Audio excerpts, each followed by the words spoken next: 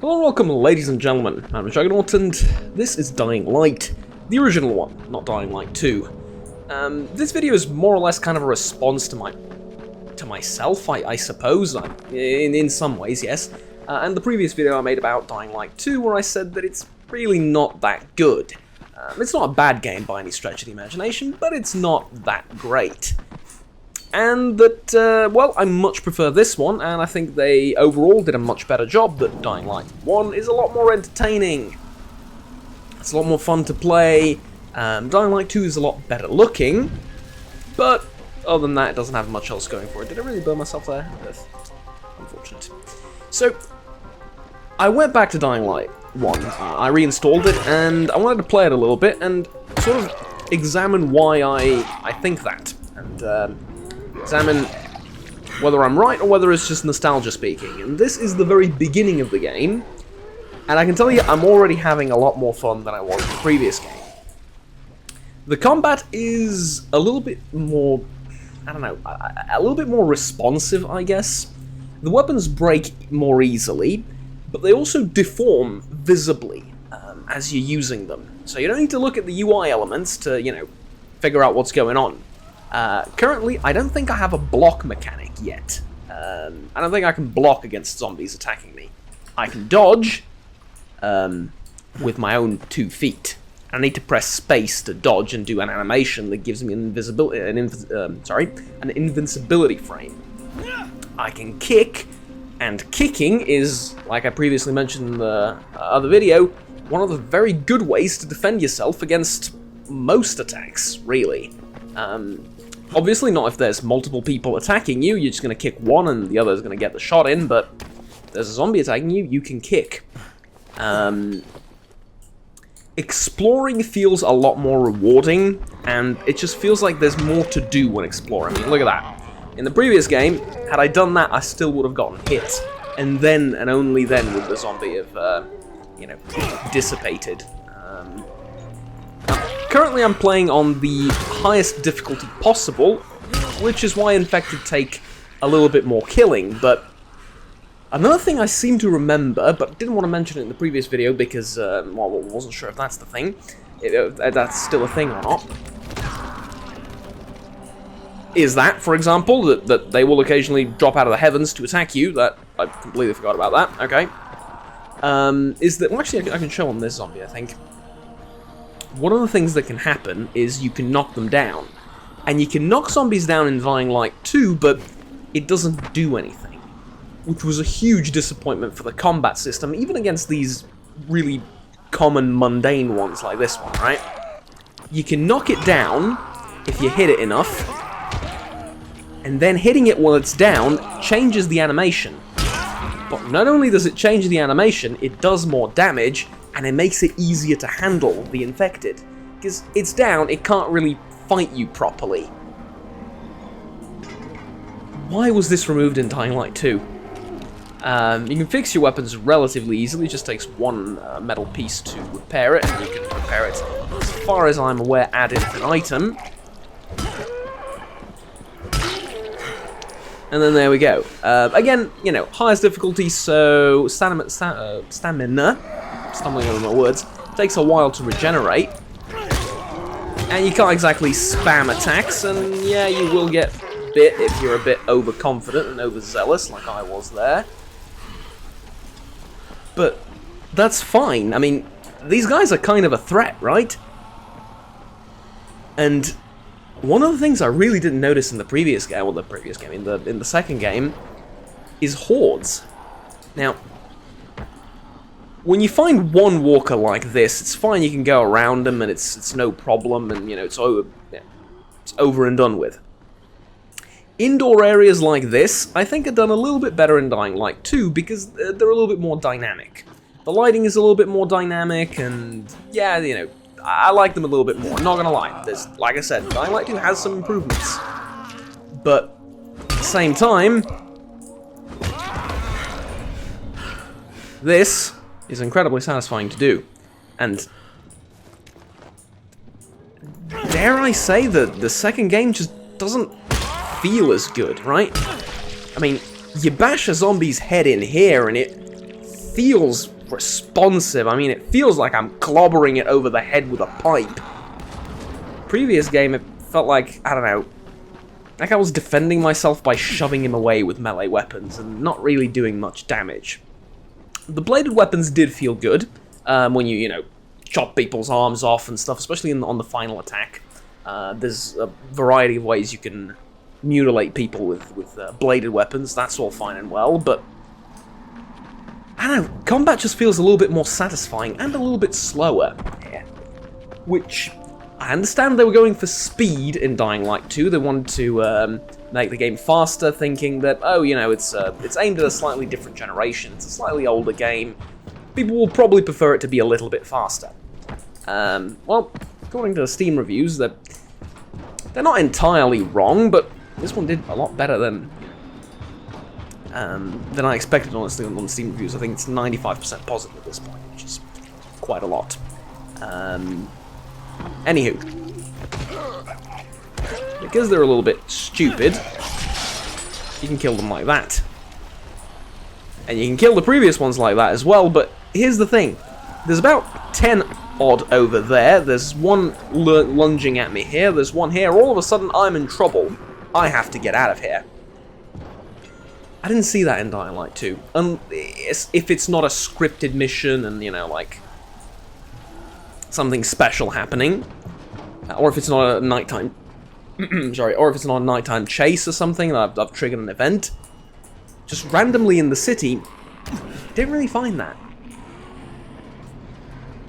Also, I can't believe I'm going to say this, but Haran feels a little bit more alive than the city in Dying Light 2, which, I mean, one of the most important things about Dying Light 2 was that they said that the city's going to feel more alive.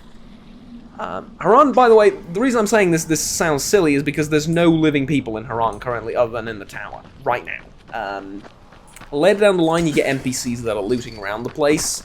You'll find some bandits, you'll find more NPCs around, they'll spawn in. But right now, there's nobody around Haran, and this city feels kinda lively. One, through environmental storytelling, where you'll find houses where people tried to barricade themselves in and stuff like that. And yes, I understand that in Dying Light 2, the city's been around for like some 30 years after the infection, so, you know, it's not like the infection happened a few hours ago and now you're seeing remnants of that sort of first reaction all over the place. I understand that, but at the same time, this game feels a little bit more alive because I know that the people in tower are struggling for medicine, and I know that they saved me because, well, this sort of leans more into the story, and I know that they saved me and that now I need to pull my weight and help them. And because I owe them my life from the start of the game, and I know virtually none of them, and they, not virtually, but I literally don't know any of them, and they chose to save me regardless, I feel indebted to them, and now I really want to go and help them.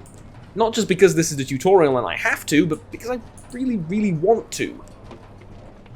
You know, I want to help them get food, medicine, and survive, and help them clear out the nest, and because they were talking about that at the very beginning, and, you know, I really want to do that. Dying Light 2, I don't really particularly care if I get electricity working on the windmill or not. Like, you got electricity on the windmill, you can now fast travel to it. Oh, okay. Cool, I guess. I mean, I don't really like fast traveling in video games in general, but it's a cool way to unlock it, I suppose. Did I help anyone in the city? I don't know. Did I? Are people's lives improving, you know, on the whole, as a result of what I did? Maybe, maybe not. I genuinely do not know. And I don't really care. But here, if I, you know, do a task, or bring medicine or food or something to the tower, yeah, it's one of the only communities in, not the only community, but one of the, like, only communities in the city, and I really care about them. And it just feels satisfying. Another thing that I really found dumb and stupid in the previous game is this. Or previous game, in the sequel, is this. See what I mean? Let me show you again.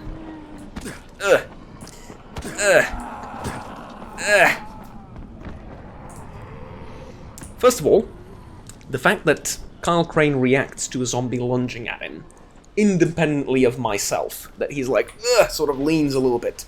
I can still walk him into that attack. It's not taking control away from me, but sort of by inertia and by instinct, he sort of leans away from it.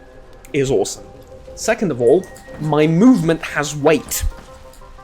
My movement has kinetic energy. If I'm running at full speed and I hit a walker, they react. And if I bump into them, they're not going to be able to attack me just like that because, well, I bumped into them.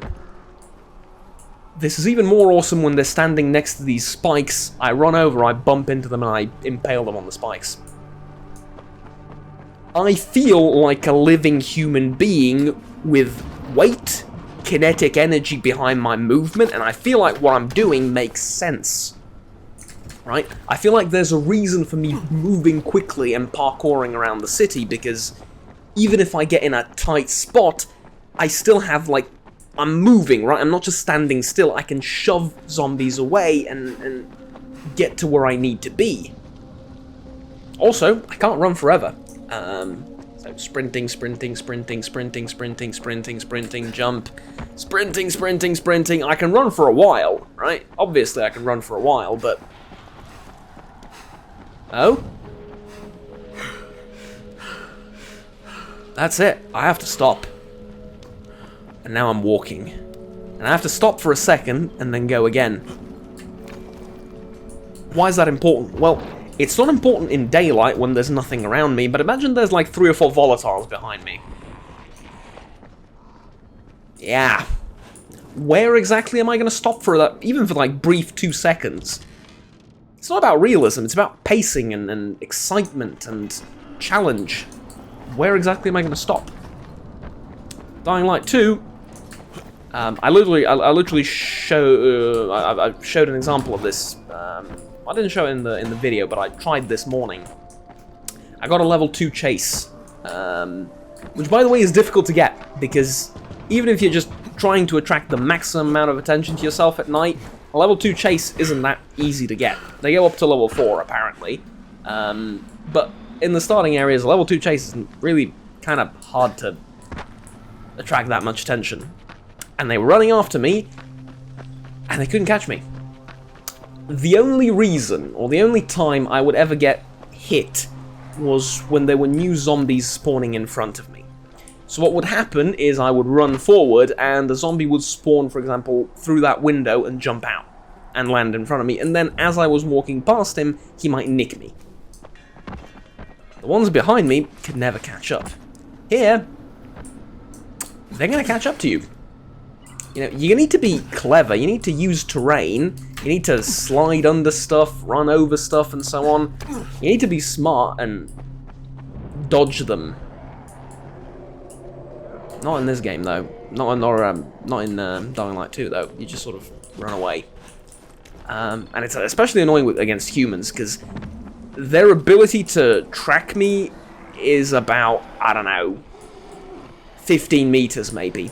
I can hit a guy here, and by the time I'm over that wall, he's going to forget all about it, and he's not going to attack me. He might if I stop, okay, fair, you know, in all due honesty and all due fairness. If I jump over this and then stop and then wait for him to come here, he will continue the chase, but I need to wait for him to continue the chase. That's kind of the whole problem and my point here. Not great. Not great. Final point I want to make, and why I think Dying Light, the original Dying Light, is so much better and just so much more fun to play, is the fact that your parkouring skills are rather limited. Now, I understand how to some game developer this might seem a bit idiotic, like how can limiting your movement and making it so that you jump around less make the game more fun? Well, sometimes less is more, ladies and gentlemen. Sometimes less is more. The fact that I'm moving around like I am right now, and mind you, this is still impressive, the fact that I can climb up here, I can't do that in real life, probably. Actually, given the fact how thin that sheet of metal is, tin I think it's a tin roof or something, that would probably like bend and break before I got the chance to get on top. Not just because I'm heavy, but I'd say I'm about average weight, but it'll take me a while to scale it. It'll probably bend too much by the time I'm up. But the point is, if I'm running away from stuff, I really need to think ahead as to where I'm going to go and how I'm going to do it. So, for example, right now, down there's like 5 or 6 zombies or whatever, 2 or 3, doesn't matter. I don't want to engage them, I don't want to get grabbed by them, so maybe I'll jump on the van and then... Can I jump from that van to that van? It's a bit of a distance. I don't know. Well, if I can't, I'll jump down there, on top of that van, and then on that roof, and then up there. Alright? That's my plan. I'm using 5 or 6, 10 maybe different jumps to get up there, and then I'm on the roof, and then I'm safe from the zombies down here. Dying Light 2. I'm going to jump 20 feet into the air, land on top of that thing, and then land on the next roof. It doesn't feel like I'm parkouring, it feels like I'm bloody Superman.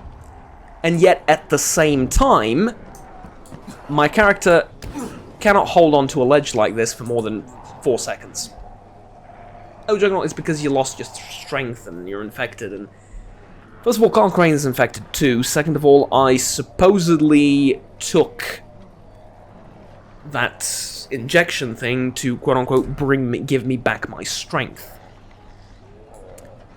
And I can't hold on to a ledge for more than 3 or 4 seconds in that game.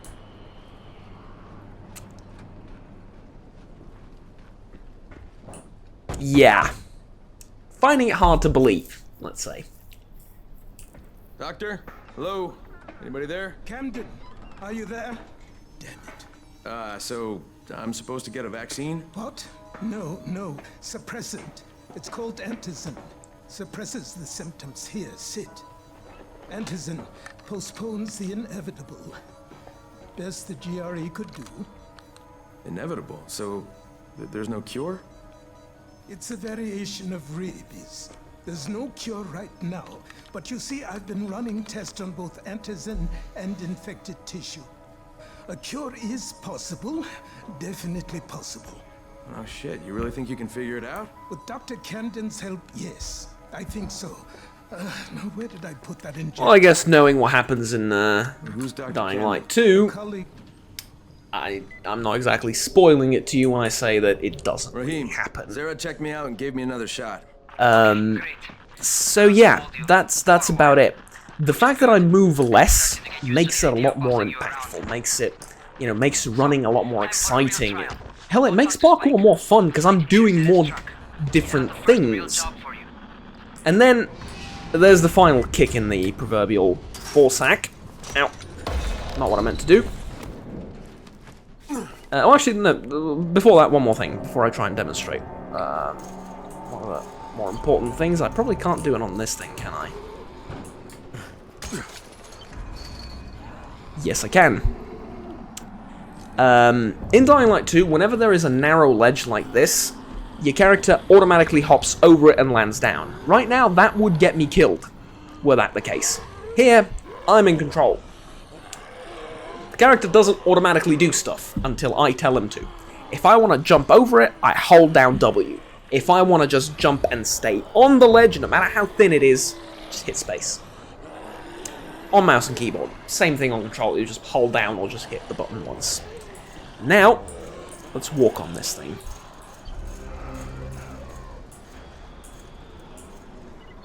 The game, although many, many years older, is still guilty of the thing I mentioned in the previous one, where when you're standing, you're sort of floating. When you're standing on narrow ledges, you're sort of floating like this. But they had the sense to make you walk like that.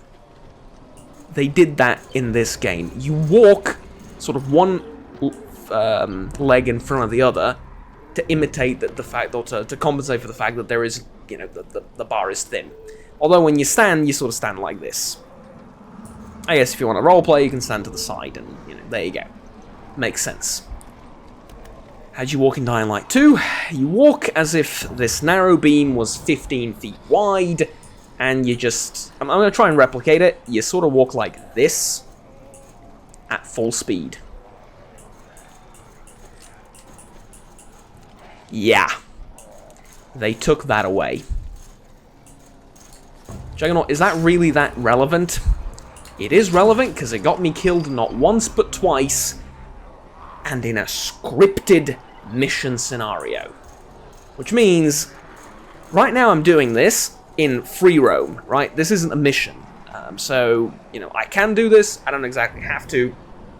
It's a big world, they're not going to account for every single possible scenario of movement and make a custom animation for it. I'm well aware of that.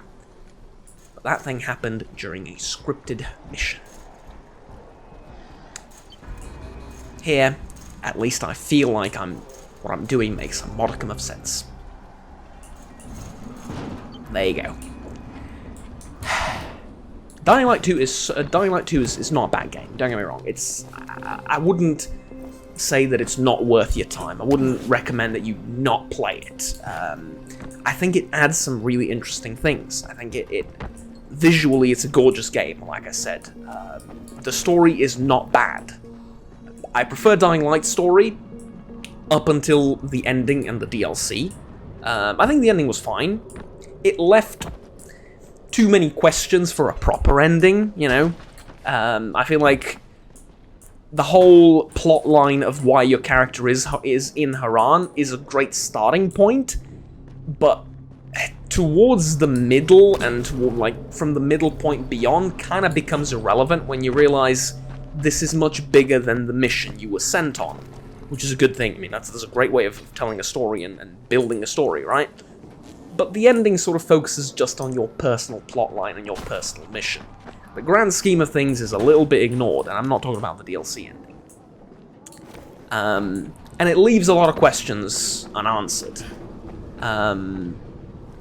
Which is fine, but I expected Dying Light 2 to sort of pick up from there, and it didn't. It picked up 30 years from there, so... yeah, maybe Dying Light 3 will be like a prequel to Dying Light 2 and a sequel to Dying Light. I think that would be awesome. I really think that would be awesome. And maybe it'll learn a little bit from both games. Like, take the visuals of Dying Light 2, take the interior design of Dying Light 2, and some of the mission design as well, with more night raids and areas that you can only access at night, or rather more areas that you can only access at night, and so on and so forth. Maybe that would be grand, right? And then keep a lot of the parkour and the combat and the progression as well, I think. Maybe that would be ideal. But anywho, leveling up: Survivor, Agility, Power, Legend. Legend, let's not talk about that for now. That's for a different time. How'd you level up Power? You fight stuff. How'd you level up Agility? You move and run. How'd you level up Survivor? I think crafting and lockpicking and stuff like that. Pretty sure that's how you level it up. I honestly forgot. I think so. It would certainly make sense. They've kept a similar system for Dying Light 2, except somehow they made it a little bit worse, in that now a lot of what you do requires picking stuff up from the in-game world.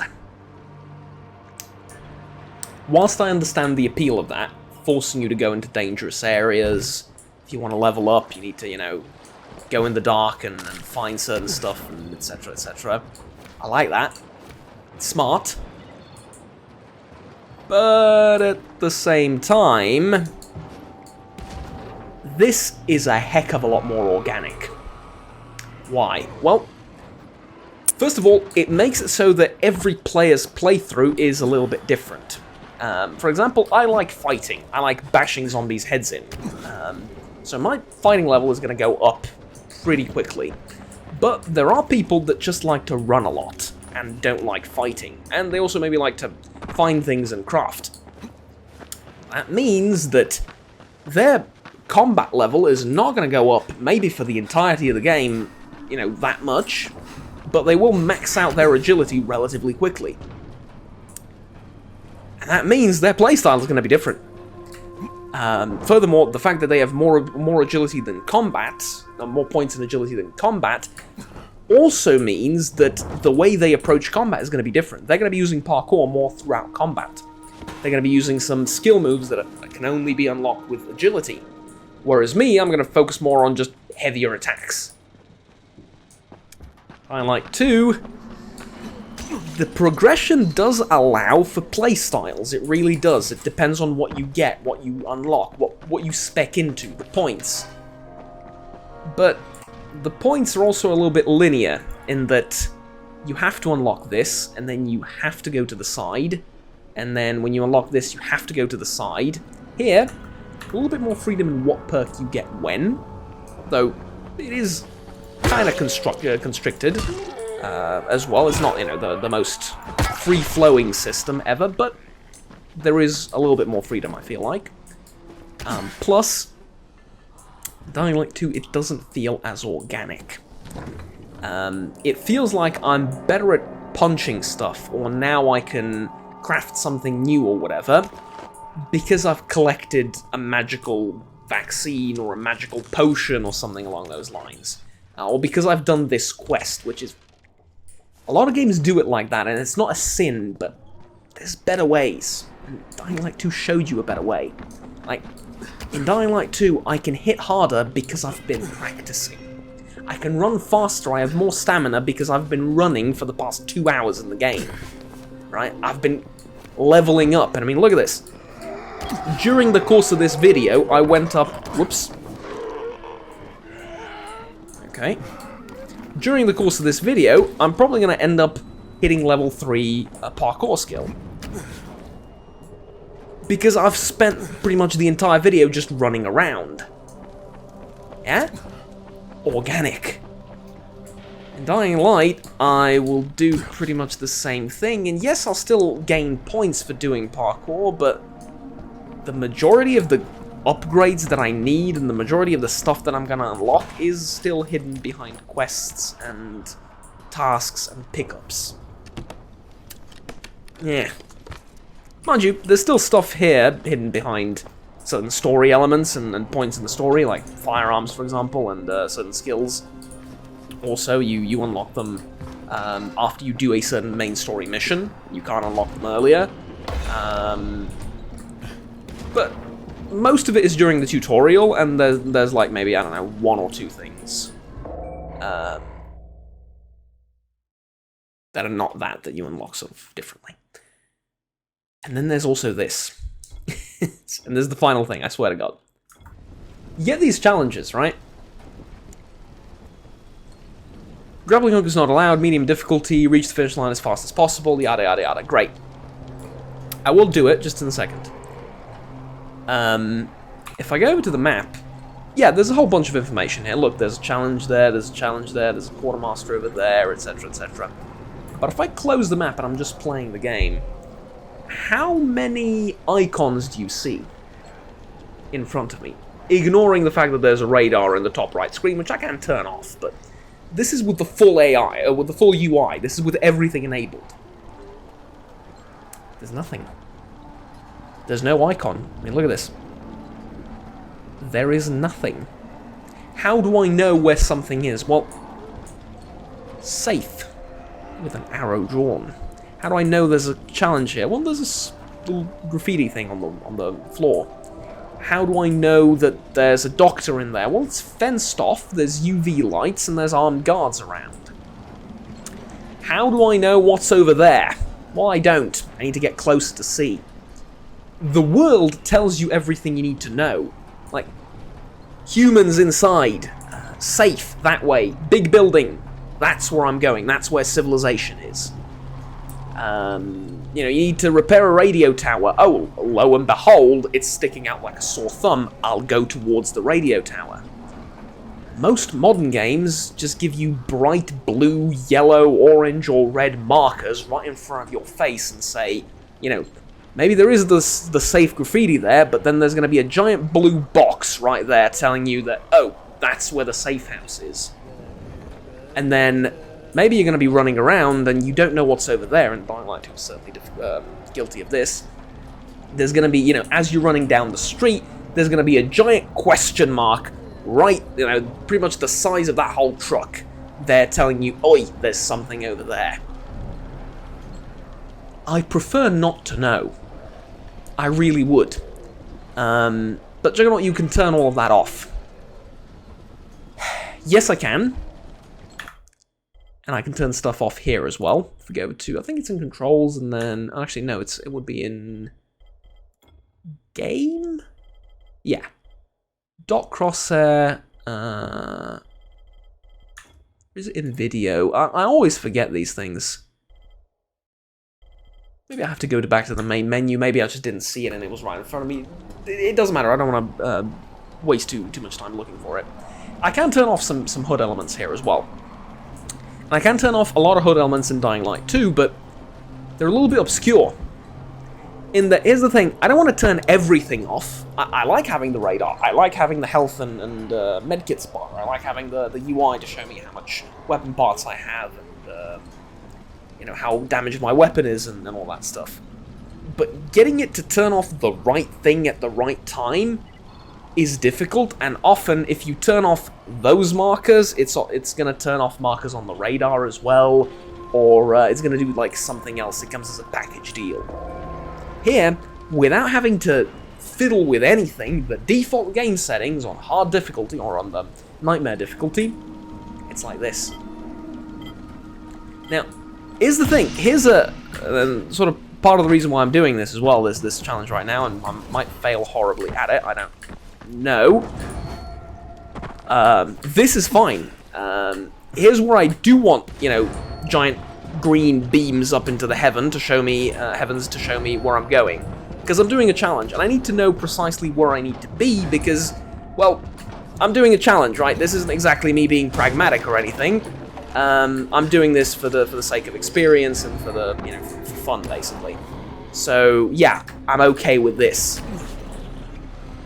But as soon as we leave the challenge, the beams of green light stretching into the heavens go away.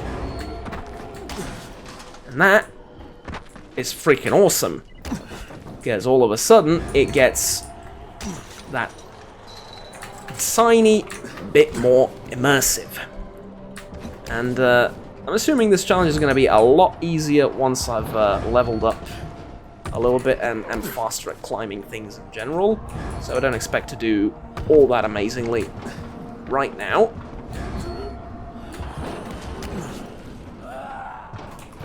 But that's fine. We will try nonetheless. Anywho, whoops. Ladies and gents, thank you very much for watching the video on Dying Light and why I think this is a bloody amazing game.